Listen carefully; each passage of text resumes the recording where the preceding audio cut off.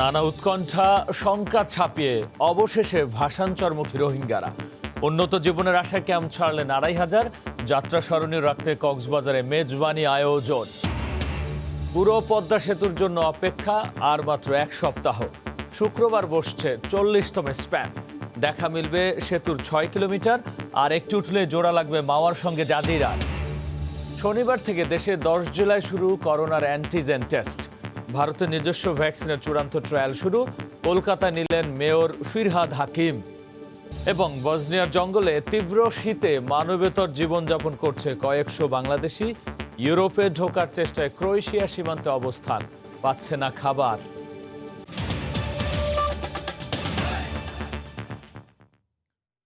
দেখছিলেন শিরোনাম। প্রবাসের সময়ের সঙ্গে আছি আমি গোলাম রাব্বি। জাতিসংঘ এবং আন্তর্জাতিক সংস্থাগুলোর নানা শর্তের বেড়াজালের মাঝেও উন্নত জীবনের আশায় অন্তত ২৫০০ রোহিঙ্গা যাত্রা করেছে ভাষান্তরে নতুন আশ্রয় কেন্দ্রে। শিক্ষাসহ নানা সুযোগ সুবিধা নিশ্চিতে সরকারের আশ্বাসে ভাষান্তরে যেতে রাজি হয় তারা। সাক্ষর ত্রিপুর ক্যামেরায় বিস্তারিত জানাচ্ছেন কমল দে। সব জল্পনা কল্পনার অবসান ঘটিয়ে অবশেষে রোহিঙ্গারা ভাষান্তর মুখে হয়েছে। সব ধরনের উদ্বেগ উৎকণ্ঠাকে পাশে রেখে হাসি মুখে রোহিঙ্গারা ফিরে যাচ্ছে নতুন আশ্রয়স্থলে। তারা ইচ্ছা করে যাই দেরি জোর করে হানা নিব না যাইলে কি ভালো জানি যেতে পারে না, তারা যাইতে চাই। এটা শান্তি লাগিব তো লাড়ে অশান্তি আরা আকা কি গদুয়ার লই তিয়ান লাবলে আরা খুশি যাই রাস্তাটা লেভারে গরু হন্দে খেলাই না পারে তবে একদিন অশান্তি কিছু মানুষ শিক্ষা জেলা আর কিছু মানুষ এটা তাহলে সুবিধা হইব। ২০১৭ সালের আগস্টে নিজ দেশ ছেড়ে আসার পর নানা সমস্যায় জর্জরিত এসব রোহিঙ্গা টেকনাফ উখিয়ার পাহাড়ি অঞ্চলে বসবাস করছে ১২ লাখের বেশি এই জনগোষ্ঠী। তাই একটু ভালো থাকার আশায় সব ধরনের চাপ এবং বিধিনিষেধ ডিঙ্গিয়ে ভাষান্তরে যাওয়ার সিদ্ধান্ত নেয় রোহিঙ্গারা। যেসব রোহিঙ্গা স্বইচ্ছায় ভাষান্তরে যেতে রাজি হয়েছে তাদেরকে কুতুপালং সহ আশপাশের আশ্রয় শিবির থেকে নিয়ে আসা হয়েছে এই উখিয়া কলেজ মাঠে। এরপর বাসযোগে পাঠানো হয়েছে চট্টগ্রামে এবং সেখান থেকে তারা জাহাজযোগে চলে যাবে ভাষান্তরের উদ্দেশ্যে। ইতিমধ্যে ভাষান্তরে সরকারের পক্ষ থেকে নেওয়া হয়েছে রোহিঙ্গাদের উন্নত জীবন ধারণের জন্য সব ব্যবস্থা। তাতেই অনুপ্রাণিত রোহিঙ্গারা। ভালো আর লেখাপড়া শিখে ভাই জুম, তারপর আর ভাই বোন আছে দিন লেখাপড়া শিখে ভাই জুম। ক্যাম্পত থাকা বললে ফোনদের ভবিষ্যৎ নষ্ট হয়ে যাবে। এখন দেখি দিয়ে অন্য কিছু সুবিধা না পাইলে কিন্তু লেখাপড়ার সুবিধা নাই দেখি অন্য কিছু গুরুত্ব নাও দিয়ে দিন। আর তো জায়গা ভালো লাগিয়ে দিতে বলে আর যাই বলে সাহায্য দিই। রোহিঙ্গাদের এই অংশটির ভাষান্তর যাত্রা নির্বিঘ্ন করতে আইনশৃঙ্খলা বাহিনী নিয়েছে নানা ব্যবস্থা। আমাদের চিটাগং যাওয়ার যে রাস্তাটি আছে সেই রাস্তাটি আমাদের জেলা পুলিশের স্কোয়াড টিম নিরাপত্তা দিচ্ছে। প্রাণ বয়ে মিয়ানমার থেকে পালিয়ে আসা অন্তত ১.৫ লাখ রোহিঙ্গাকে নোয়াখালীর ভাষান্তরে সরিয়ে নিতে বিপুল পরিমাণ আবাসন করে তুলেছে সরকার। কিন্তু তাতে নানা সত্য জুড়ে দিয়ে বাধা হয়ে দাঁড়ায় জাতিসংঘ সহ আন্তর্জাতিক সংস্থাগুলো। তবে সব প্রতিকূলতা পেরিয়ে রোহিঙ্গারা সব প্রণোদিত হয়ে ভাষান্তরে যাচ্ছে। কমল দে, সময় সংবাদ, কক্সবাজার। চট্টগ্রামের ঐতিহ্যবাহী মেজবান খেয়ে উখিয়ার কুতুপালং ক্যাম্প থেকে ভাষান্তরের উদ্দেশ্যে যাত্রা করেছে কয়েক হাজার রোহিঙ্গা। তাদের স্থানান্তরের এই যাত্রা উপলক্ষে সরকারের পক্ষ থেকে আয়োজন করা হয় এ মেজবানের। সাক্ষর ত্রিপুর ক্যামেরায় বিস্তারিত জানাচ্ছেন কমল দে। রঙিন শামিয়ানা টানানো, প্যান্ডেলে সাজানো কয়েকশো চেয়ার টেবিল। সাদা পোশাকের বয় বেয়ারা এসে টেবিলে টেবিলে দেয় সাদা ভাত এবং গরুর মেজবানি মাংস। এটি কোনো বিয়েবাড়ি কিংবা পারিবারিক আয়োজন নয়। রোহিঙ্গাদের ভাষান্তরে স্থানান্তরের যাত্রাকে আনন্দময় করে তুলতে কক্সবাজারের উখিয়ায় আয়োজন করা হয় চট্টগ্রামের ঐতিহ্যবাহী এই মেজবানের। মেজান মাঝে ভালো হয়েছে, ভালো তরকারি ভালো হয়েছে, ভালো খাইতে ভালো লাগতেছে। ভালো লাগে আর তো যাই ভালো লাগতো তো যাই আর খানা ভালো লাগে, খানা টানা ভালো হই তবে একটু শাক ভালো হয়েছে। বুধবার রাতে 10টি গরু জবাই করে প্রস্তুত করা হয় ৩,৫০০ মানুষের খাওয়ার উপযোগী ১৭ মণ মাংস। রাতভর রান্নার পর সকাল থেকে শুরু হয় খাওয়া। গরুর মাংসকে বিশেষভাবে রান্না করা হয় বলে এটি মেজবানি মাংস বলেই পরিচিত। সকালের নাস্তা এবং দুপুর হলো ঐতিহ্যবাহী চিটাগাং মেজবান এবং রাত্রের জন্য মরক পোলাও। রোহিঙ্গার জন্য মাংস রান্না হয়েছে, আমাদের বাবুস্তি পাক করছে ওদের জন্য মাংস গরুর মাংস। শুধু যে অনুষ্ঠান স্থলে বসে খেয়েছে তা কিন্তু নয়, যাত্রাপথের জন্য বক্সে করে রোহিঙ্গা পরিবারগুলোকে খাবার দেওয়া হয় সরকারের পক্ষ থেকে। অনেকটা উৎসবমুখর পরিবেশে উখিয়ার কুতুপালং আশ্রয় শিবির থেকে নোয়াখালীর হাতিয়া ভাসানচরে চলে যাচ্ছেন রোহিঙ্গারা। যাওয়ার আগে আয়োজন করা হয়েছে চট্টগ্রামের ঐতিহ্যবাহী মেজবানের, যেখানে সাদা ভাতের সাথে তাদের দেওয়া হচ্ছে গরুর মেজবানের মাংস। আর এই খেয়ে তারা উঠে যাচ্ছেন বাসে, সে বাস চলে যাচ্ছে চট্টগ্রামের উদ্দেশ্যে। উখিয়ার কুতুপালং থেকে কমল দে, সময় সংবাদ। রোহিঙ্গাদের কাউকে জোর করে ভাষান্তরে পাঠানো হচ্ছে না বলে জানিয়েছেন পররাষ্ট্রমন্ত্রী ডক্টর একে আব্দুল মোমেন। সময় সংবাদকে ফোনে দেয়া এক সাক্ষাৎকারে তিনি একথা জানান। মন্ত্রী বলেন, শুধুমাত্র স্বেচ্ছায় যারা যাচ্ছেন তাদেরই ভাষান্তরে পাঠানো হচ্ছে। যারা যাচ্ছে ওখানে আমরা কাউকে জোর করে নিয়ে যাচ্ছি না, যারা যাচ্ছেন স্বেচ্ছায় যাচ্ছে, ভলান্টারিলি যাচ্ছে, এবং আমরা উই মেনটেইন দিস পজিশন যে আমরা কাউকে জোর করে নিয়ে যাবো না। সুতরাং ইউএন এর যে ওনাদের যে ভয়, সেই ভয়টা, ওনাদের যে কনসার্ন, সেই কনসার্ন মায়ানমার সরকারকে ওনারা জানালে আমরা বরং খুশি হব। অপেক্ষা আর মাত্র 2টি স্প্যানের, তারপরেই দৃশ্যমান পুরো পদ্মা সেতুর। সে অপেক্ষার অবসান ঘটাতে শুক্রবার বসছে 40তম স্প্যান। মাঝ নদীতে 11-12 নম্বর পিলারে স্প্যান বসানোর মাধ্যমে দৃশ্যমান হবে পুরো 6 কিলোমিটার সেতু। বাকি স্প্যানটি বসবে আগামী সপ্তাহে। এহসান জুয়েলের রিপোর্ট, ছবি তুলেছেন সাইফুল ইসলাম। স্বপ্ন জোড়া লাগার অপেক্ষা। মধ্যখানের দূরত্ব মাত্র 300 মিটার। মাওয়া প্রান্তে 10টি আর জাজিরা প্রান্তের 29টি স্প্যান মিলে দৃশ্যমান আছে 39 স্প্যান। সেইখানে বাকি আছে যে 2টি, চলতি মাসেই বসবে তা। তারপর নদীর এপার ওপার জুড়ে এক সুতোয় বেঁধে ফেলা হবে পুরো পদ্মা সেতু। দৃশ্যমান হবে 6.15 কিলোমিটার। সেতুর ইতিহাসে সবচেয়ে বেশি স্প্যান বসেছে গত 2 মাস অক্টোবর ও নভেম্বরে। প্রতি মাসে রেকর্ড 4টি করে বসেছে 8টি স্প্যান। মাওয়া প্রান্তে যেখানে মাত্র 2টি স্প্যান ছিল, সেখানে এখন পুরো 10টি স্প্যানে দৃশ্যমান 1.5 কিলোমিটার সেতু। পাড়ের সাথে সেতুর মিলন ঘটেছে, এখন 2 প্রান্ত মিলবে এই 2টি স্প্যান বসানো হলে। পরিকল্পনা অনুযায়ী একটি স্প্যান বসছে মাসের প্রথম শুক্রবারে। গত 27শে নভেম্বর সবশেষ যে স্প্যানটি বসেছে তার পাশেই 11 ও 12 নম্বর পিলারে বসানো হবে নতুন স্প্যান। তবে এই স্প্যানটি বসাতে কারিগরি কিছু কাজ আগে সেরে রাখার উদ্দেশ্যে একদিন আগেই বৃহস্পতিবার এটিকে পিলারের কাছে নিয়ে গিয়ে রাখার পরিকল্পনা নেওয়া হয়। শুক্রবার পিলারের উপর তোলার আগ পর্যন্ত মাঝ নদীতে স্প্যানবাহী ট্রেনটির নিরাপত্তা নিশ্চিত করবে সেনাবাহিনীর টহল বোট। আগে তো এটা করা যায়নি, কথা না বুঝছেন না। এখন আমরা বিভিন্ন কারণেই আমরা পারতেছি, সময়টা আমাদের এখন ফেভারেবল। এই ফেভারেবল সময়টা কাজে লাগেই আমরা আপনার চেষ্টা করছি। সবকিছু ঠিক থাকলে শুক্রবার সকালে শুরু হবে স্প্যান বসানোর কাজ। এক একটি নতুন স্প্যান বসা মানেই স্বপ্নের মুকুটে নতুন একটি পালক যোগ হওয়া। 40তম স্প্যানের মাধ্যমে প্রাপ্তি ঘটবে পুরো 6 কিলোমিটারের। বাকি একটি স্প্যান বসলেই সামনে আনন্দক্ষণ। এহসান জুয়েল, সময় সংবাদ, মাওয়া, মুন্সিগঞ্জ। পাইপলাইনের মাধ্যমে ভারত থেকে বাংলাদেশ সরাসরি জ্বালানি তেল পাবে। পরিবহন খরচ কমানো এবং মাঠ পর্যায়ে নিরবিচ্ছিন্নভাবে ডিজেল সরবরাহ নিশ্চিত করতে বৃহস্পতিবার থেকে শুরু হয়েছে পাইপলাইন স্থাপনের কাজ। সরকারের এই উদ্যোগকে স্বাগত জানিয়েছেন ব্যবসায়ীরা। তেল সরবরাহ শুরু হলে অর্থনৈতিকভাবে সুফল পাবে উত্তরাঞ্চলের মানুষ বলে জানায় পেট্রোলিয়াম কর্পোরেশন। গোলাম নবী দুলালের পাঠানো তথ্য, মনজিদ আলম শিমুলের তোলা ছবি নিয়ে রিপোর্ট।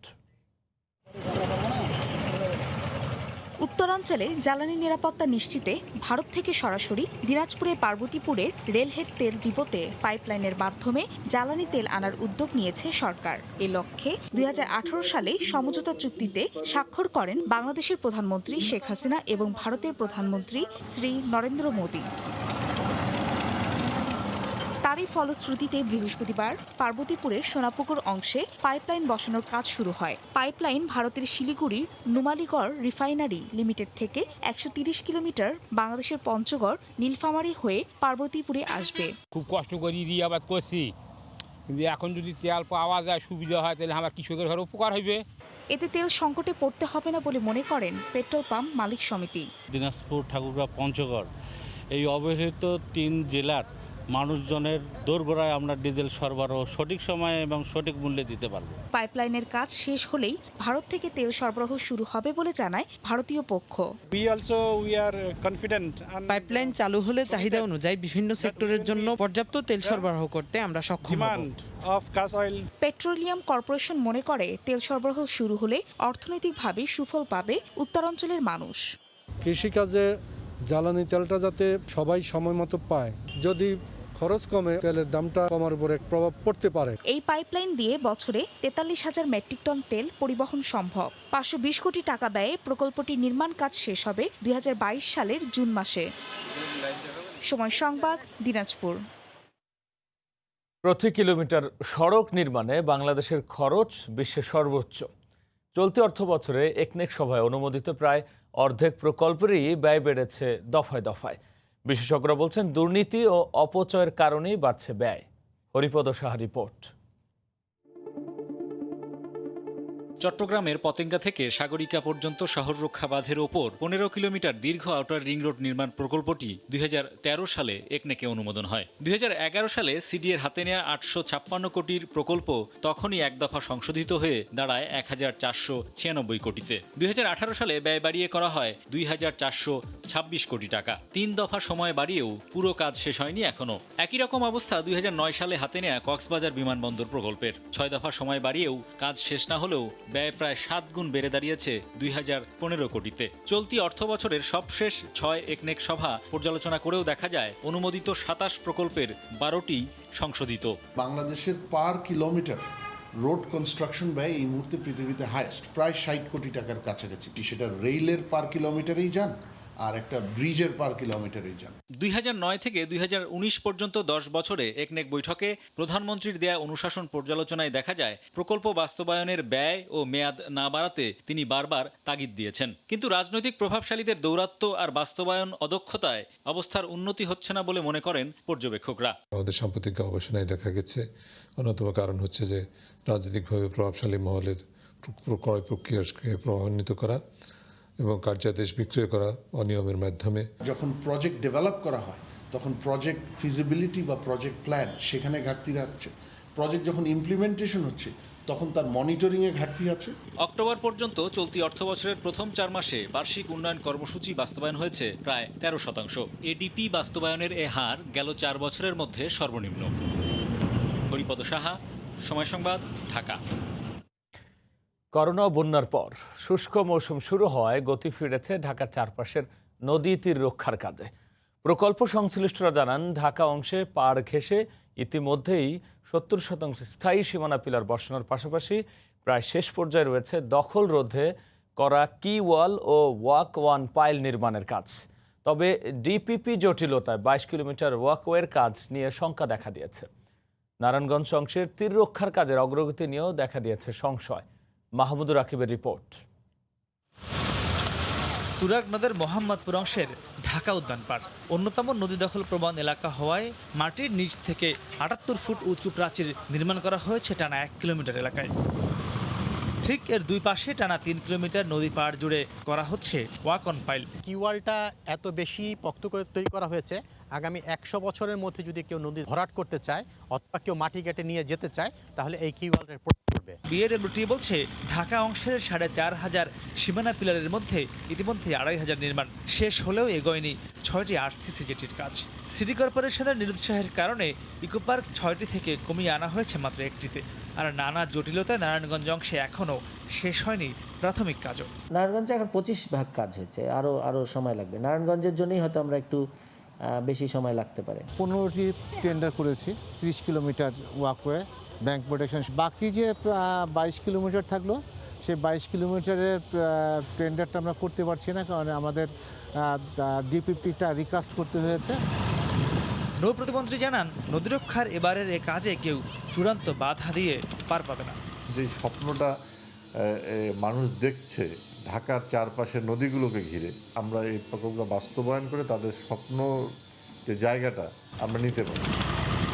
সংশ্লিষ্টরা মনে করছেন এই শীত মৌসুমে কাজের গতি যদি দ্বিগুণ আকারে বাড়ানো না যায় তাহলে নির্দিষ্ট সময় 2022-এর জুনের মধ্যে ঢাকার চারপাশের নদী রক্ষা প্রকল্পের কাজ শেষ করা নিয়ে শঙ্কা তৈরি হতে পারে। মাহমুদ রাকিব, সময় সংবাদ, ঢাকা। অনুমোদনের 2 মাস পর অবশেষে করোনা নির্ণয়ে দেশে র্যাপিড টেস্ট শুরু হচ্ছে শনিবার থেকে। প্রাথমিকভাবে 10টি জেলা শুরু হচ্ছে এ কার্যক্রম। যেসব এলাকায় পিসিআর টেস্টের ব্যবস্থা নেই সেসব এলাকায় পাঠানো হবে র্যাপিড টেস্ট কিট। এরই মধ্যে 1 লাখ কিট আনা হয়েছে, শীঘ্রই আসছে আরও 1 লাখ। করোনার সঙ্গে প্রায় 9 মাস কাটিয়ে দেওয়ার পর এখনও শনাক্তে একমাত্র নির্ভর করতে হচ্ছে পিসিআর টেস্টে। ল্যাবের সংখ্যা 1 থেকে 100 হলেও বিশেষজ্ঞরা বরাবরই বলে আসছেন প্রয়োজনের তুলনায় তা কম। সেক্ষেত্রে র্যাপিড টেস্টেরই তাগিদ দিচ্ছিলেন তারা। এ বিষয়ে সিদ্ধান্তে নেয়ারও প্রায় 2 মাস পর অবশেষে র্যাপিড টেস্ট শুরু করছে সরকার। প্রথম দিকে জেলা শহরগুলোতে পাঠানো হবে কিট। পিসিআর টেস্ট নেই এমন 10টি জেলায় এরই মধ্যে পৌঁছে গেছে কিট। শরীর থেকে রক্ত নিয়ে কিটের মাধ্যমে তা থেকে প্লাজমা আলাদা করে ভাইরাস টেস্ট করাকে অ্যান্টিজেন টেস্ট বলে। এরই মধ্যে কার্যক্রমের দক্ষতা বাড়াতে দেয়া হয়েছে প্রশিক্ষণ। কিছু কিট আমরা পেয়েও গেছি, আর কিছু কিট আসছে। আমরা যে কোনো মুহূর্তে অ্যান্টিজেন টেস্ট শুরু করতে পারবো। কেন্দ্রীয় ঔষধাগারের মাধ্যমে এরই মধ্যে কেনা হয়েছে 2 লাখ কিট, যার অর্ধেক বিতরণ হয়েছে, বাকিটা আসছে সপ্তাহে। তাছাড়া দাতা সংস্থার অনুদানেও মিলবে বেশ কিছু কিট, তাই সংকটের শঙ্কা নেই। আরও 1 লাখ খুব সহসাই যুক্ত হচ্ছে, 2 লাখ। তারপরে প্রক্রিয়া চলমান আছে, কেনার প্রক্রিয়া চলমান আছে। মানে কখনো সরবরাহর যে লাইন বা সাপ্লাই চেইন এটি বিঘ্নিত হবে না। এই টেস্টের মাধ্যমে 15 মিনিটেই মিলবে করোনা পরীক্ষার ফল, যা 70% বেশি সঠিক ফলাফল দেয়। করোনার মহামারীতে একসঙ্গে অনেক বেশি মানুষের পরীক্ষার আওতায় আনতে বিশ্বের অনেক দেশেই এই পদ্ধতি চালু রয়েছে। রাশেদ লিমন, সময় সংবাদ, ঢাকা।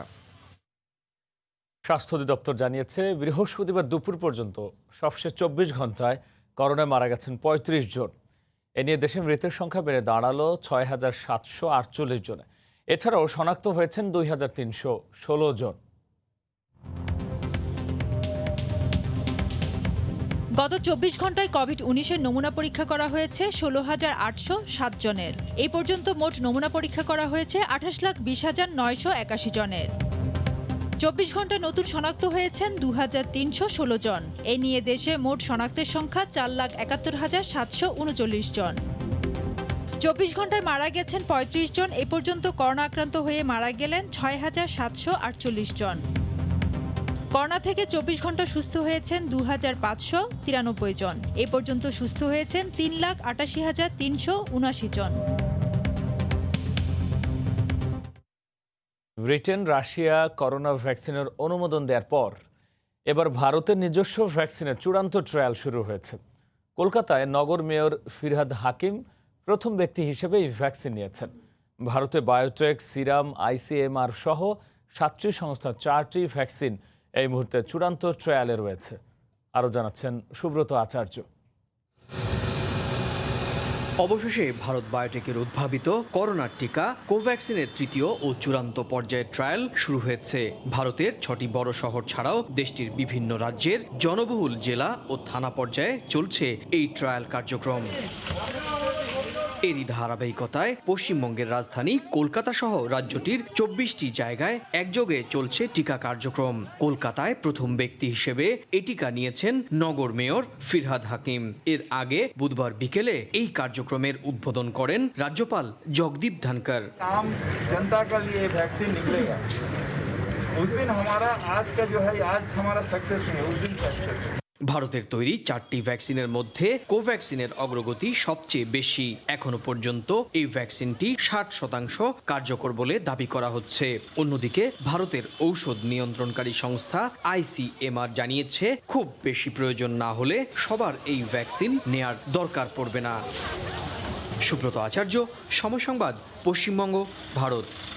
বাংলাদেশের বিশেষ অর্থনৈতিক অঞ্চলে বিনিয়োগ বান্ধব পরিস্থিতি কাজে লাগিয়ে আরও বেশি বিনিয়োগ বাড়াতে সুইডেন ও স্পেনের প্রতি আহ্বান জানিয়েছেন প্রধানমন্ত্রী শেখ হাসিনা। সকালে দেশ দুটির রাষ্ট্রদূতরা তার সঙ্গে সৌজন্য সাক্ষাৎ করতে গেলে এ আহ্বান জানান প্রধানমন্ত্রী। বাংলাদেশের হাইটেক শিল্পে বিনিয়োগের জন্য স্পেনের প্রতি আহ্বান জানান প্রধানমন্ত্রী। তিনি বলেন, বাংলাদেশে বিনিয়োগ বান্ধব পরিস্থিতি তৈরি হয়েছে। স্প্যানিশ দূত প্রধানমন্ত্রীকে জানান, বাংলাদেশের রেলওয়ে ও অবকাঠামো নির্মাণ খাতে সহায়তা দিতে চায় দেশটি। পরে প্রধানমন্ত্রীর সঙ্গে সাক্ষাৎ করেন সুইডেনের রাষ্ট্রদূত ফ্রান্সিসকো ডি অ্যাসিস বেনিতেজ সালাদ।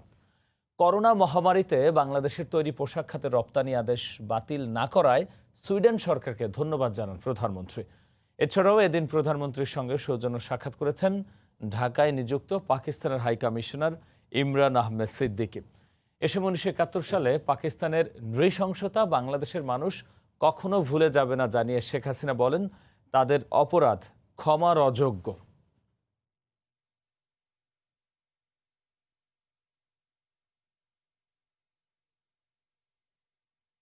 রাজনৈতিক স্বার্থ হাসিল করতেই বঙ্গবন্ধুর ভাস্কর্য স্থাপনের বিরোধিতা করছে একটি মহল।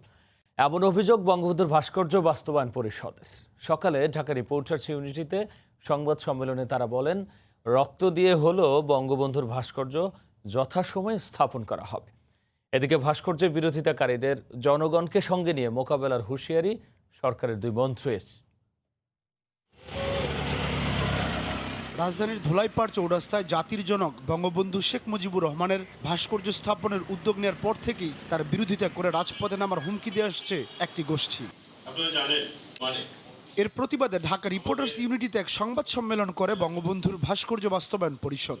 বলা হয়, মূর্তি ও ভাস্কর্য এক নয়। যারা ভাস্কর্যের বিরোধিতা করছে তারা স্বাধীনতা বিরোধী। বুকে রক্ত দিয়ে হলেও আমরা বঙ্গবন্ধু কন্যা জননেত্রী শেখ হাসিনার নেতৃত্বে যে ভাস্কর্যের স্থাপনের প্রকল্প নেওয়া হয়েছে সেটা যথাসময়ে যথাস্থানে হবেই হবে ইনশাআল্লাহ। এদিকে এক ভার্চুয়াল সংবাদ সম্মেলনে ওয়ার্কার্স পার্টি নেতারা বলেন, অশুভ উদ্দেশ্য হাসিলেই বিরোধিতা করা হচ্ছে। অগণতান্ত্রিক শক্তিরা সবসময় আমাদের ধর্মকে ঢাল হিসেবে ব্যবহার করে। পাকিস্তান আমলে সবসময় আমরা দেখেছি এবং এখনো দেখছি। রাজধানীতে আলাদা অনুষ্ঠানে ভাস্কর্য নিয়ে যারা অপপ্রচার চালাচ্ছে তারাই মুক্তিযুদ্ধের সময় ধর্মের অপব্যাখ্যা দিয়েছে বলে মন্তব্য করেছেন সরকারের দুই মন্ত্রী। ইসলামের অপব্যাখ্যা বিভিন্ন সময় হয়েছে, বিভিন্ন সময় অপব্যাখ্যা দিয়ে মুক্তিযুদ্ধের সময় অপব্যাখ্যা হয়েছে। যারা এগুলো করছেন তাদেরকে বিনীতভাবে অনুরোধ জানাবো, দয়া করে এই বিভ্রান্তি ছড়াবেন না।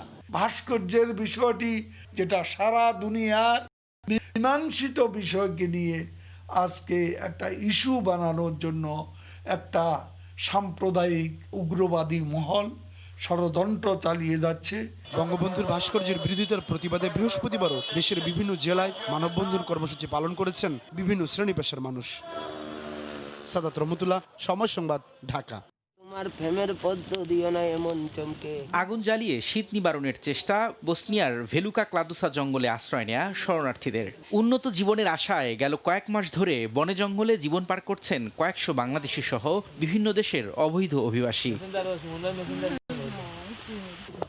ইউরোপে ঢোকার চেষ্টায় ক্রোয়েশিয়া সীমান্তে প্লাস্টিকের খুপড়িতে অবস্থান করছেন। তাদের দিন কাটছে অর্ধাহারে অনাহারে। তবে শীত বাড়ার সাথে সাথে বেড়েছে দুর্ভোগ। তুষারপাত শুরু হয় এখন বেঁচে থাকাই যেন দায়। পাচ্ছেন না আন্তর্জাতিক সহায়তাও। Situation very bad. We are suffering very much. We are no sleeping place, no suitable sleeping. We are everyday suffering. Cool weather, that's why people go camp and otherwise, but Miral camp is not available for everyone. 1990 সালের যুদ্ধের পর থেকেই অবৈধভাবে ইউরোপে ঢোকার জন্য বসনিয়াকে root হিসেবে ব্যবহার করে থাকেন অভিবাসীরা। মাঝখানে বন্ধ থাকলেও সাম্প্রতিক সময়ে বসনিয়া থেকে ক্রোয়েশিয়া সীমান্ত দিয়ে ইউরোপে যেতে অভিবাসীদের ঢল বেড়েছে। রবিউল ইসলাম আওলাদ, সময় সংবাদ। করোনার কারণে পুরো ইউরোপে চাকরি হারিয়েছেন 1,62,00,000-এরও বেশি মানুষ। শুধু ইতালিতেই রয়েছেন প্রায় 43 লাখ। এর মধ্যে 40,000-এরও বেশি বাংলাদেশি। চাকরি হারানো ইতালি প্রবাসী বাংলাদেশিরা মনে কষ্ট নিয়ে ফিরে যাচ্ছেন দেশে। রোম থেকে জুমানা মাহমুদের রিপোর্ট। করোনায় বিপর্যস্ত ইতালি প্রবাসী বাংলাদেশিরা এক কঠিন সময় পার করছেন। কর্মহীন হয়ে পড়ায় বহু বাংলাদেশি বিমান চলাচল শুরুর পর থেকেই ফিরে যাচ্ছেন স্বদেশে। আবার চাকরি হারানো অনেকেই অপেক্ষা করছেন করোনা নিয়ন্ত্রণে এলেই হয়তোবা তারা ফিরে পেতে পারেন তাদের কাজ। কিন্তু ইতালি ও ইউরোপের অবস্থা শ্রমিকদের জন্য এখন মোটেই সুবিধাজনক নয়। করোনার কারণে পুরো ইউরোপে 1,62,36,000 মানুষ চাকরি হারিয়েছেন। এর মধ্যে ইউরোজোনে রয়েছেন 1,31,00,000। শুধু ইতালিতে চাকরি হারানো মানুষের সংখ্যা 42,95,000 অতিক্রম করেছে, যেখানে প্রবাসী বাংলাদেশিদের সংখ্যা 40,000-এরও বেশি। এই অবস্থায় ইতালি প্রবাসী বাংলাদেশিরা নতুন করে আশার আলো দেখছেন না। অনেক বাঙালি ভাই বোন যারা আছেন এখানে জব করেন, তাদের অনেকের কাজ হারায় ফেলছে, কাজ নাই, কাজ চলে গেছে। এখন যারা পাচ্ছে অনেকে চলে যাচ্ছে দেশে, ম্যাক্সিমাম লোক দেশে চলে যাচ্ছে। সর্বোচ্চ রেমিটেন্সের যে একটা টার্গেট ছিল সেটা এবছর টোটালি কমে গেছে। অনেকেরই কর্মসংস্থান নাই এবং অনেকেই দেশে চলে যাচ্ছেন। ইতালিতে দ্বিতীয় ঢেউয়ে আক্রান্তের সংখ্যা করোনার প্রথম পর্যায়কে অতিক্রম করেছে অনেক আগেই। গেল কদিন ধরে আক্রান্তের সংখ্যা কিছুটা কমলেও মৃত্যুর সংখ্যা বাড়ছে হু হু করে। দেশটিতে মোট আক্রান্ত 16.5 লাখ, মৃত্যুবরণ করেছেন প্রায় 58,000। জুমানা মাহমুদ, সময় সংবাদ, রোম, ইতালি।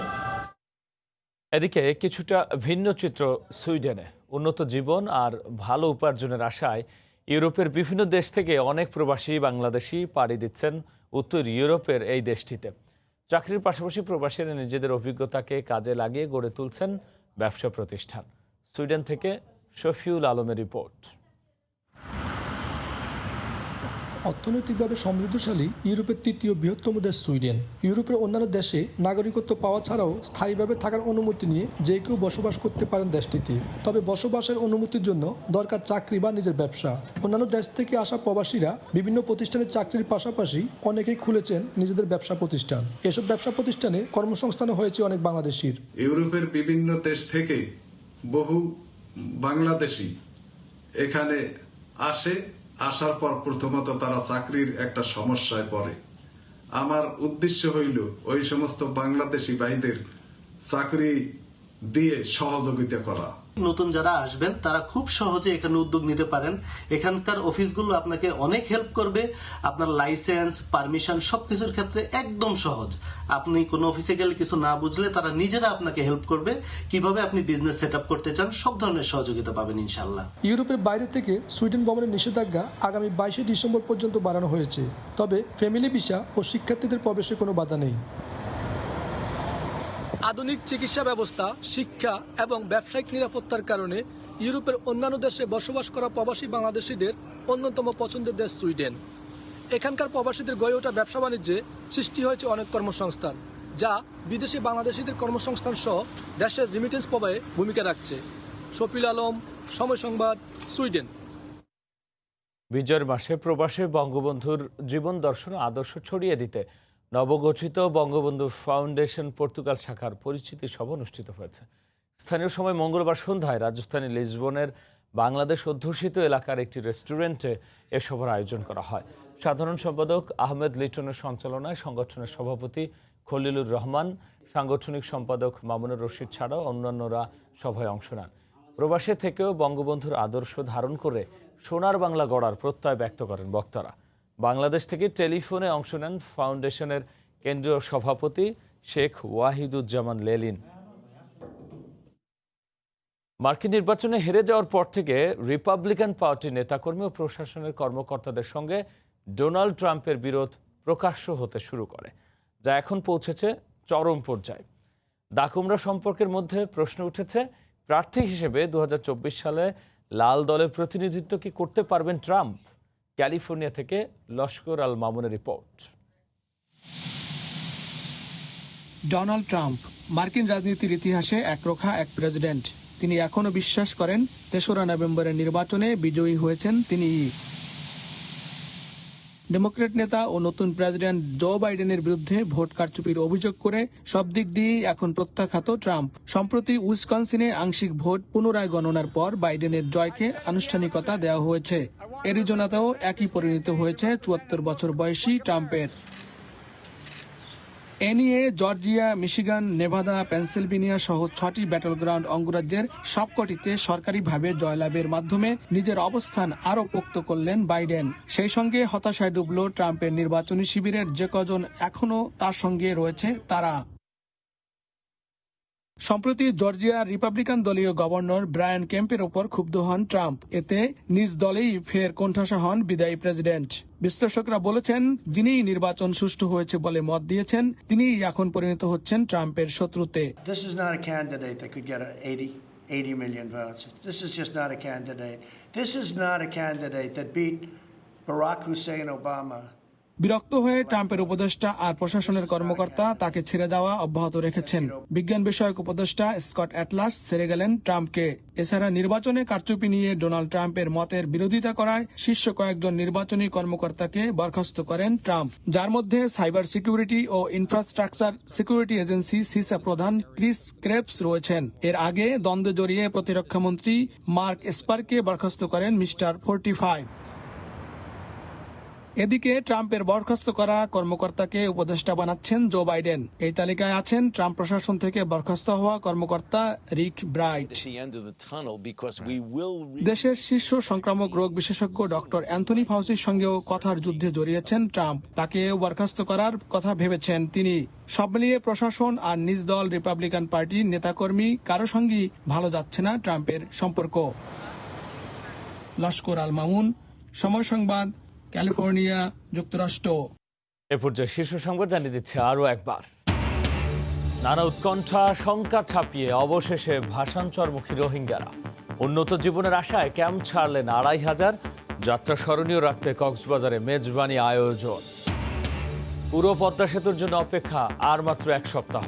শুক্রবার বসছে ৪০তম স্প্যান। দেখা মিলবে সেতুর ৬ কিলোমিটার। আর একটি উঠলেই জোড়া লাগবে মাওয়ার সঙ্গে জাজিরার। এবং বসনিয়ার জঙ্গলে তীব্র শীতে মানবেতর জীবনযাপন করছে কয়েকশো বাংলাদেশি। ইউরোপে ঢোকার চেষ্টায় ক্রোয়েশিয়া সীমান্তে অবস্থান, পাচ্ছে না খাবার। এই ছিল প্রবাসী সময়। সঙ্গে থাকুন সময়।